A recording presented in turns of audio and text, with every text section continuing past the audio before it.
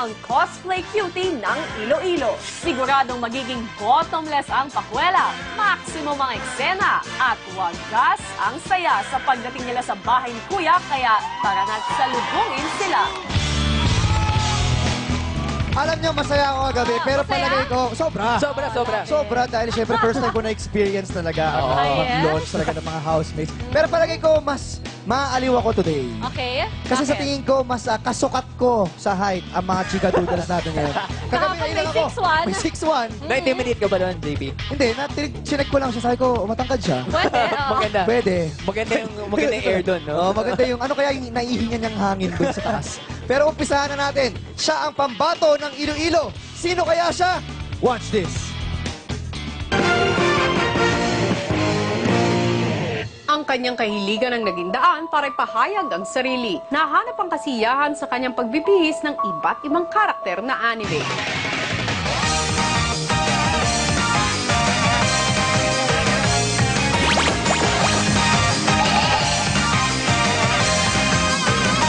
Kasabay ng kanyang makulay na hilig at ang pagiging responsable at matalinong teenager, tinitingala ng ibang kabataan kaya naluklok bilang president ng SK sa kanilang lugar. Sa kabila ng masasayang natatamasa, nangungulila pa rin siya sa inang nasa probinsya na di niya makasama.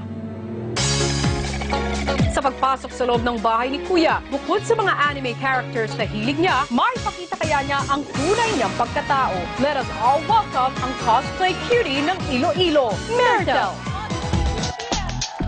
Mga kapamilya, ang cutie cosplayer ng Iloilo, Myrtle! Hoy! Grabe! Hoy! Oh my God! Hoy! Hoy! Oy! Wow! Oh my goodness! Wow! Grabe! Ma'am, excuse me po. Natatakot ako. Dito tayo sa ano. Nahiya naman yung boots ko sa kanya. Oo. Teka lang naman. Kala ko Teka si lang Bianca naman. Jiren, eh, no? Nalamon ako. Actually, Change napansin costume ko niya. lang, Bianca, hawakan mo to, parang cosplay na rin eh. Okay. Pwede kang pahawa? Okay. Kami Ayan, ang oh. giant. Ayan, oh.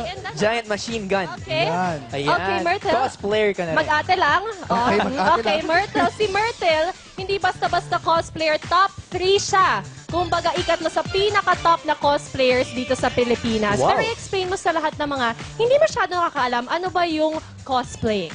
Well, yung pagko-cosplay kasi, it's more than just dressing up as your favorite anime, manga, comic book, or movie character. It's being the character, loving the character, tapos knowing the character talaga. Yun. Parang pagiging actor din, no? Yes, oo, totoo. Parang, wow. Amazing, ha? Yes, I'm speechless. I'm so amazed. Wow, Yes, talaga. and ang ganda ng mata mo, ha? Kasi red, eh. JP? Oo Kita mo, nga. talaga lahat. JP, ha? Hindi, hindi. Nakatakot yung mga Ano mo, don't get me wrong, Robbie. Okay. Kasi ako, check ko lang, detalye. Okay. Detalye. Detalye talaga, Okay. lahat nandun. Pero, ang tanong ko lang, pag ikaw ba nag-meeting ka, di ba SK ka? Yes. Pag nasa meeting ka rin ba, ganyan ka, may dala ka ring baril, ganyan? Of course, hindi, kasi may uniform talaga kami sa cosplay. Sa SK, sorry. Ah, okay. Kumaga, Eh, meeting ang mga- adjourned. Ang mga binaon mo damit sa loob ng bahay ni Kuya, may ma-expect ba tayo mga... Kasi dito ka siya sa maleta. Ano? Oo, ano? Okay, oo. Mahirap na rin to. Mostly cosplay and stylized din. Parang Japanese visual case style. Wow. Built yun for naman anything. talaga. Oh, Okay, Abangan maraming natin salamat. lahat yan. Oo. Myrtle, congratulations and good luck sa'yo. Mag-final goodbye ka na sa mga loved ones dyan. Ayan. Alright. Robbie, Good luck. Robin, ay, bakit mo na? ibabalik ko na ang iyong baril.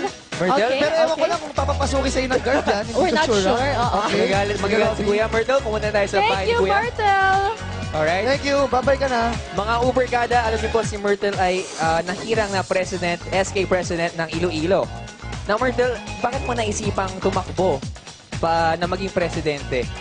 Kasi I'm very sociable and mahilig talaga ako mag-make ng friends. So that's why I decided to serve those people who I really care for. Gano'n naman pala. Myrtle, magpaalam ka na kay Daddy Rodolfo. Okay, akin na muna yung mga machine gun mo. Daming machine gun ito, ha. Ayun. Baka pwede na akong sumali sa military nito after this. Alright? Magpaalam ka na sa iyong Daddy Rodolfo. There we go. Good luck po ang sinabi ni Daddy. Myrtle, enjoy sa loob ng Big Brother house. Have fun. Alright. Ayan. Nabighani si Robbie doon ng ano, konti. Oo. Nahalata. Thank you, Robbie. Ayun. Pero syempre ngayon naman, kilalanin natin ang pinagmamalaki ng